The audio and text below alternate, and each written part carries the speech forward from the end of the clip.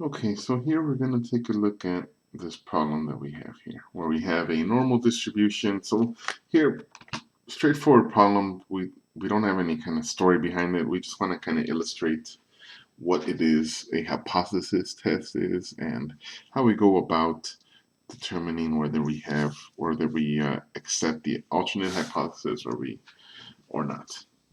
Okay, so here we are told that a normal distribution has a standard deviation, abbreviated here as SD, of 1. We want to verify a claim that the mean is greater than 12. Okay, a sample of 36 is taken with a sample mean of 12 and a half. Okay, so we have our null hypothesis, right?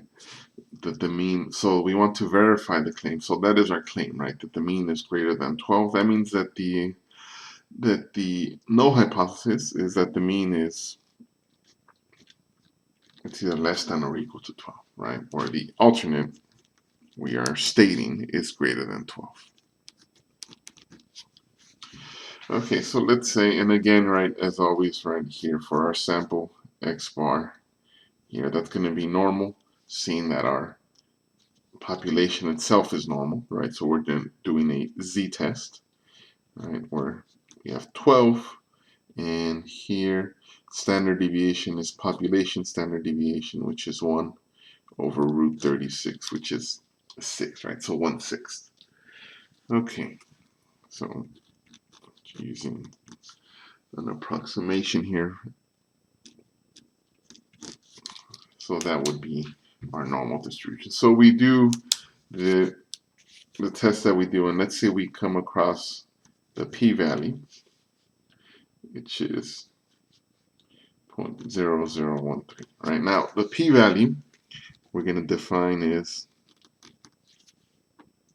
right, the probability that our sample x bar is greater than 12, right? In other words, the probability that we have, excuse me, not 12,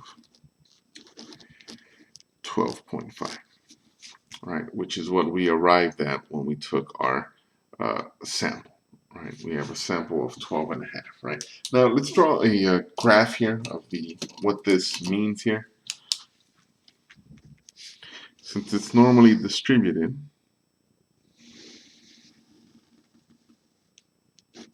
right? So the p-value is a type A probability, right? And it tells me that, right? So the probability that I have here of x bar being greater than 12.5 is 0.0013. So again, as always,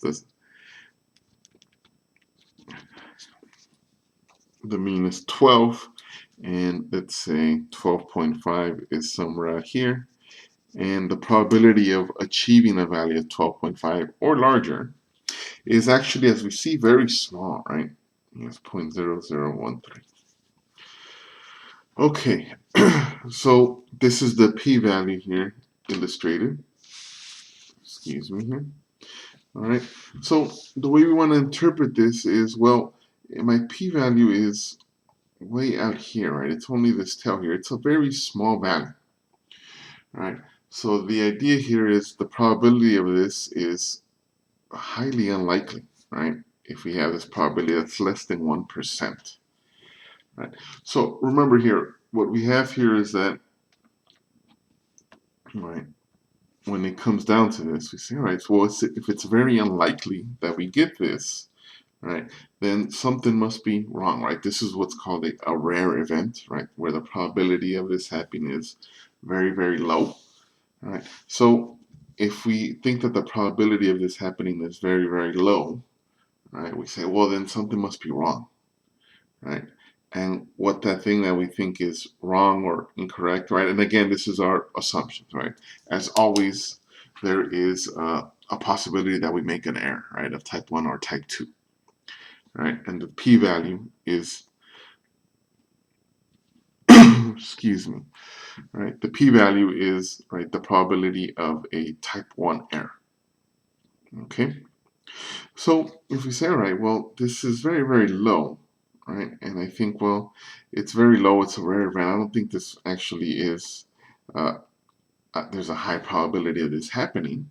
So you say, all right, well, then there must be a mistake here. And the mistake is the assumption that the mean is 12, right? So with a p-value this low, we say, all right, well, then the p-value being this low, that means that my hypothesis is incorrect.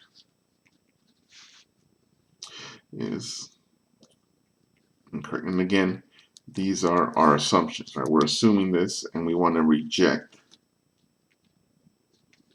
the null hypothesis.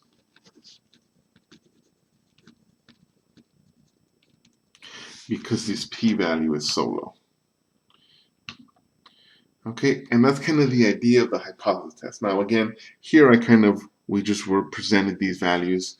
In the next module, we'll go over how to work through one of these problems from start to finish. But now here we just want to illustrate what is happening here, right?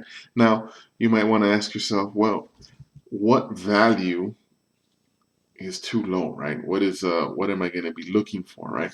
Now that would have to be something that will be predetermined. All right, so when we decide whether we're going to reject the null hypothesis, now there's going to be two options. We either reject the null hypothesis for the alternative, or there isn't enough sufficient information to reject the null hypothesis. One thing to keep in mind, it is never our goal to confirm the null hypothesis. That is not what we're going to be doing. Okay, we either reject it or we come to the conclusion that there is not enough information to reject it. Okay, all right, so as we move forward, we're gonna, in order to make this decision whether to reject, right, or do not reject H0, right, not confirm, but do not reject, right, we're gonna start the problem with having alpha, which is gonna be our significance level. And this will predetermine before, right? There's not something that we'll calculate, we'll be told. This is the significant level. And again, what the significant level represents is the amount of probability that you are that you have made an error, right? A type 1 error, right? When rejecting the null hypothesis, right?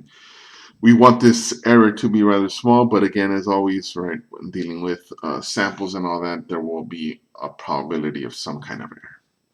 Right? And the goal would be whatever this significance level is, if alpha is greater than the p-value, we will reject the null hypothesis. All right, and then the other option would be if alpha is less than or equal to the p-value, we do not reject.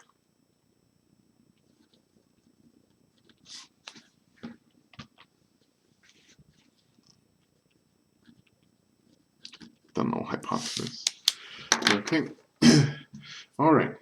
And again, those are our two options, right? Reject or do not reject. We never confirm the null hypothesis. That is not the purpose of our hypothesis testing here.